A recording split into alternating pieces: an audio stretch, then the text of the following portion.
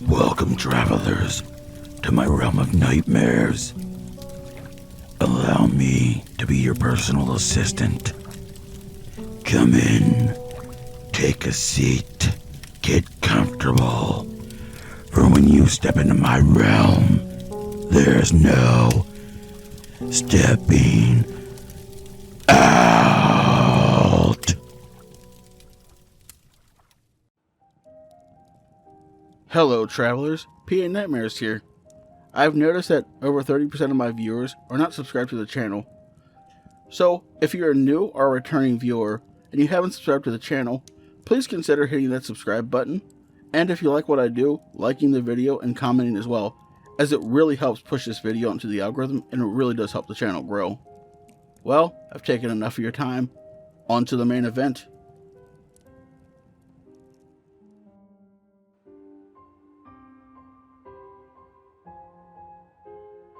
It started on Christmas Eve, somewhere around 10 p.m. on the East Coast. It was a cool 34 degrees near the coast of Maryland. A light snow was falling, though the mild air would promise that the flakes would never actually hit the ground. The night was practically silent. Even the sounds of the city had calmed on this holiday evening. Most families were enjoying a comfortable and quiet evening. The children were cuddled up in their beds and sleeping as much as the anticipation and excitement of the morning gifts would allow. The first reports that something had gone wrong were broadcasted live on a local news station during a segment that no one was paying attention to at that point in time. Throughout the night, the local news team had been updating the tracker and informing those that were listening on the whereabouts of the Jolly Man himself. This was something they had done each year at this time, and had done for over decades. This year was no exception. At around 7 p.m. local time, they had started reporting sightings over parts of Europe, and each half hour, they would move further and further west. At around 9:58, the team was about to come back from a commercial break and update the tracker. They were all in place and ready for the cameras to start rolling, when a message from the studio's head anchor played in their ear. "There's a situation developing. Delay the tracker update." The statement made little sense to the crew. The Santa tracker was just for fun. It had no bearing on reality. Why would a developing situation require the tracker to be delayed? The camera started rolling on the chief meteorologist, the man that had been assigned to the annual tradition. He paused and stared at the flashing light for a moment before snapping back to reality and moving forward with his job. Welcome back. We will have an update on the Santa tracker here in a few moments, but until then, let's take a look at the weather for the next week. Over tonight, we will continue to see a few flurries with little to no accumulation, and temperatures will be around... He paused and once again stared back to the camera. After a second, he nodded and shifted his focus. "Ladies and gentlemen, my apologies. We're going to be shifting to the street crew for a breaking development." He stood for a moment and waited. The focus of the station switched over to an image of Kara standing near a beach. Thank you, Mark. Kara took a deep breath and stepped slightly to the side.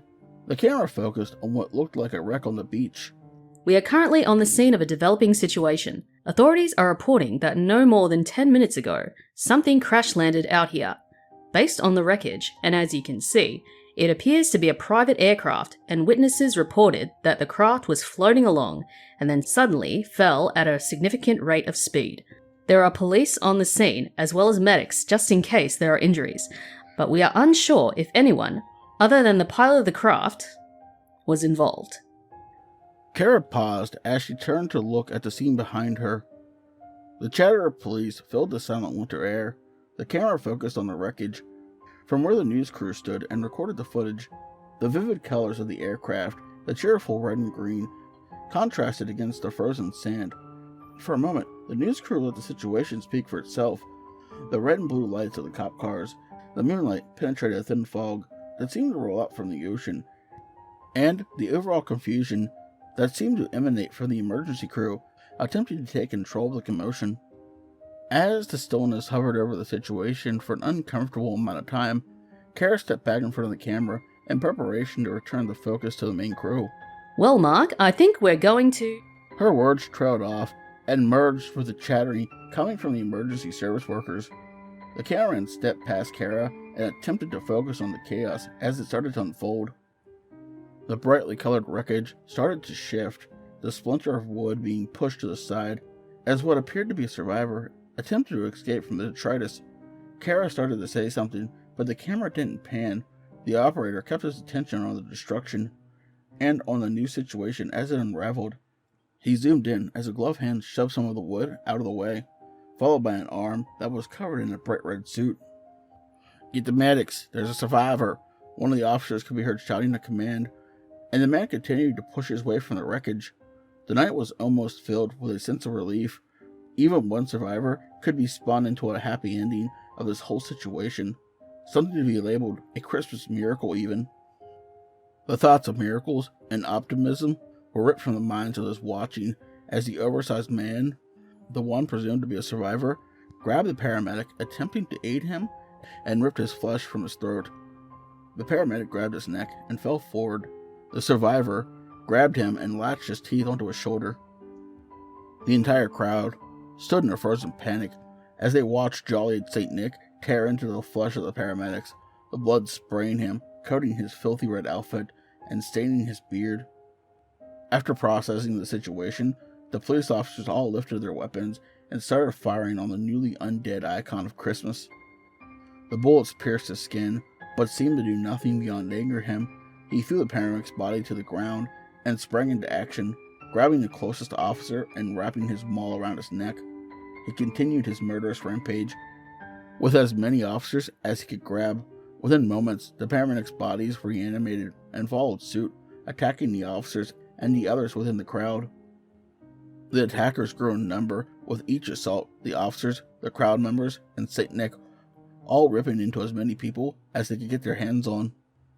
The cameraman tried to keep the focus on the hellish scene as long as he could. Kara screeched as one of the reanimated police officers leapt at her and tackled her to the ground. Her screech dying quickly as teeth sank into her esophagus. The focus switched back to the main newsroom. All the anchors were pale and looked like they were about to be sick. The silence as they watched the screen was heavy. None of them knew what to say. One of the newscasters behind the desk cleared his throat and adjusted his tie. As he turned to face the camera, his female co-host fell into tears and ran off screen. The immediate sounds of her vomiting were audible as the other anchors attempted to regain their composure. Mark, the chief meteorologist and the man in charge of the Santa tracker, attempted to speak, to say anything that could calm the situation. "We'll be following the developing situation as it happens. Please stay tuned." He motioned for the show to be cut. After a few moments, the screen faded to black, leaving only the vivid colored overlay of Santa Claus waving the words "Merry Christmas" taking up the top of the screen.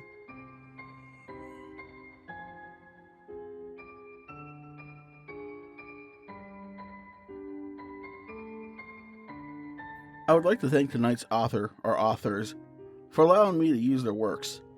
If you enjoyed this, the authors' links will be in the description below. Please check them out and let them know PA sent you.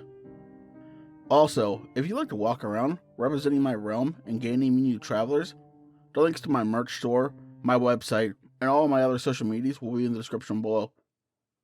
As always, I'd like to say a special thank you to all my lovely Patreons. All of their names will appear on screen. I'll make sure to put all their links in the description below so you guys can check them out as well if you'd like.